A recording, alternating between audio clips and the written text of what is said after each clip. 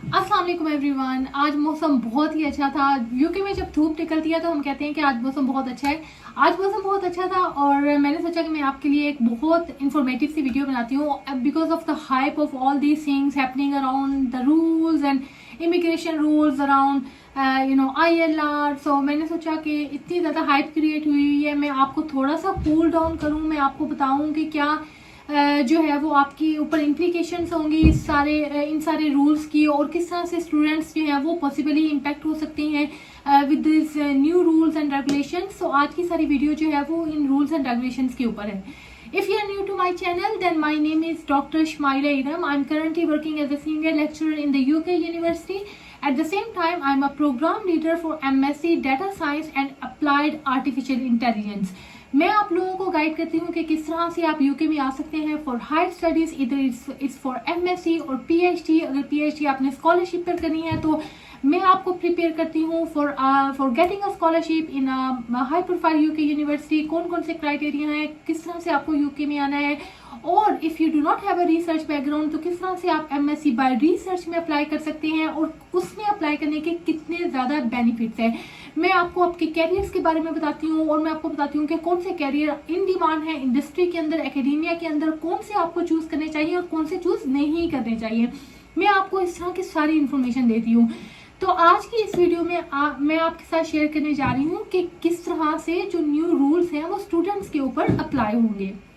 अच्छा, सबसे पहली बात जो आपको समझनी है ना वो ये है कि all these rules that you can hear on the internet, और आपको जो सोशल मीडिया के ऊपर डिफरेंट लोग आपको बता रहे हैं, they are still proposal at the proposal stage. इनमें से कोई भी रूल ऐसा नहीं है जो अभी इम्प्लीमेंट हो चुका हो, और ना ही इसका कभी कोई है कि ये हो जाएगा। मतलब अभी तो ये एक proposal, they have put forward a proposal to the government कि ये एक प्रपोजल है और हम लोग इसके ऊपर काम करना चाह रहे हैं। अब इधर they are going to accept it और reject it, nothing has been decided yet, और उसके बारे में अभी तो कोई चीज भी फाइनलाइज नहीं हुई है। तो ये बात तो आप अपनी उस डिक्शनरी में से निकाल दें कि हो गया है, हुआ कुछ नहीं है। वो जो इतनी हाइप क्रिएट हुई है ना उसमें आपको एटलीस्ट अभी इतना पैनिक होने की जरूरत नहीं है। और अगर वो हो भी जाता है, इन केस अगर ILR 10 इयर्स का हो जाता है तो उसमें भी आपको मैं फिर ये समझाऊंगी, ये बताऊंगी कि उसका स्टूडेंट्स के ऊपर कितना ज़्यादा इम्पैक्ट हो सकता है।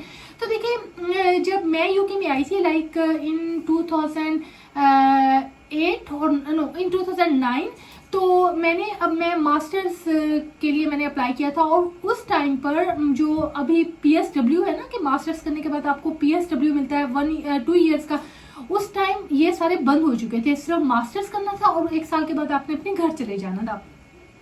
तो जब मैं मास्टर्स के लिए आई इन 2009, तो उसके बाद जो है ना वो चूंकि मेरी डिस्टिंक्शन थी एंड मैंने जब PhD के लिए अप्लाई किया तो they gave me a fully funded scholarship.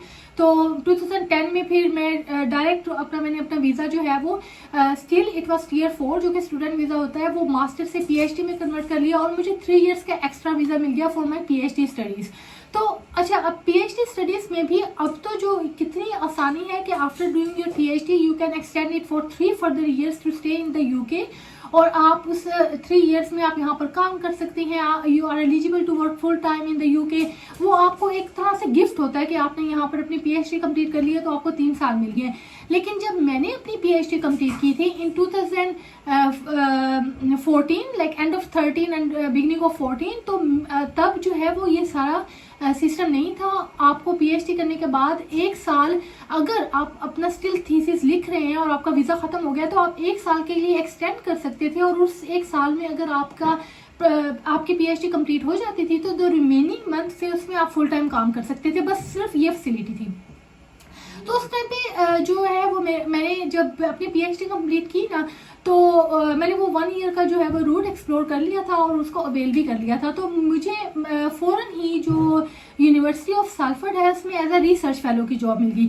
तो आप देखें कि मास्टर्स के फौरन बाद PhD के फौरन बाद मुझे पोस्ट डॉक कह लें या रिसर्च फेलो कह लें, आप जो भी इसको कहना चाहें, वो एक रिसर्च रिलेटेड जॉब थी। मुझे 3 इयर्स का कॉन्ट्रैक्ट मिल गया।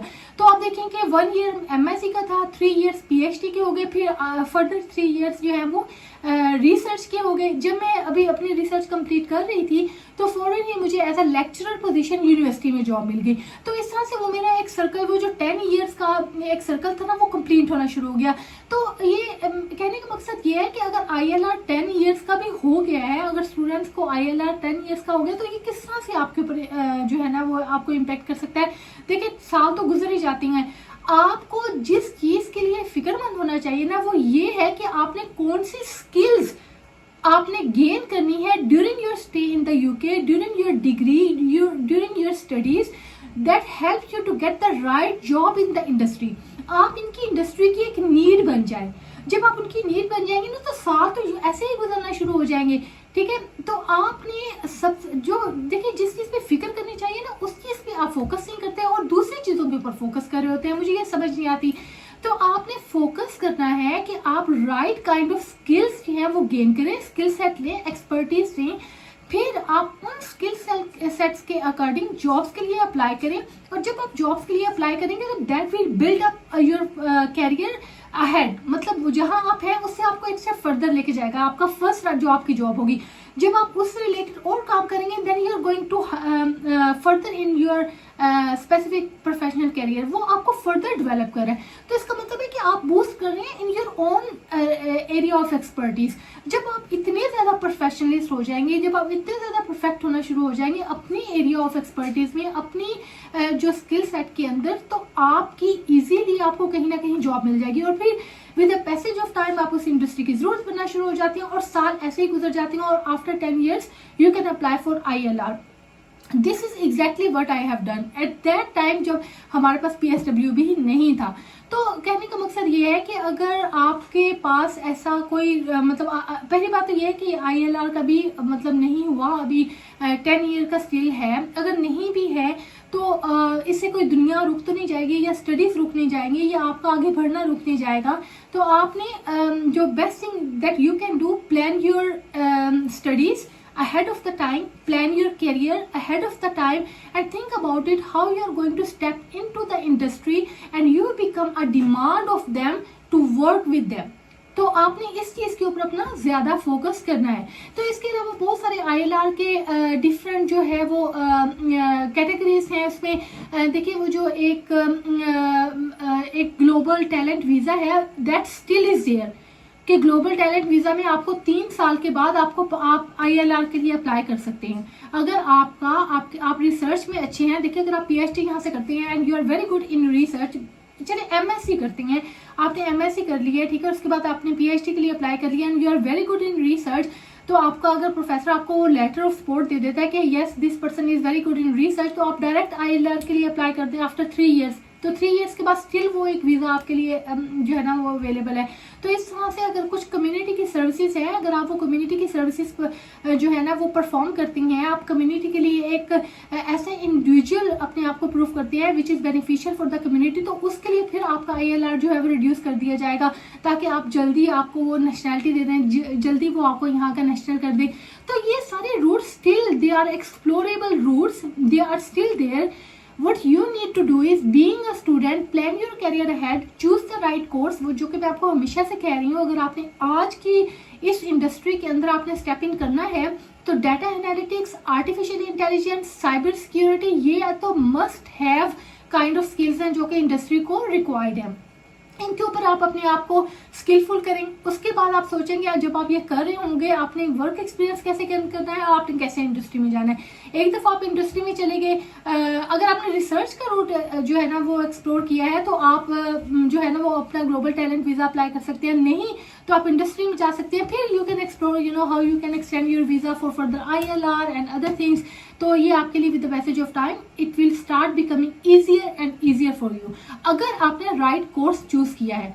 तो इससे रिलेटेड अगर आपको कोई और क्वेश्चन पूछता हो कि कौन सा राइट कोर्स आपको चूज करना चाहिए, आपको कैसे अपने आप को प्रिपेयर करना चाहिए, आपको कैसे UK में आना चाहिए, आपके इससे रिलेटेड कोई भी क्वेश्चन है, डाटा एनालिटिक्स से रिलेटेड, AI से रिलेटेड, साइबर सिक्योरिटी से रिलेटेड, MSc बाय रिसर्च से रिलेटेड, PhD से रिलेटेड, किसी भी किस्म के कोई क्वेश्चन है, please comment below and I will get back to you and I am going to see you again in my next video.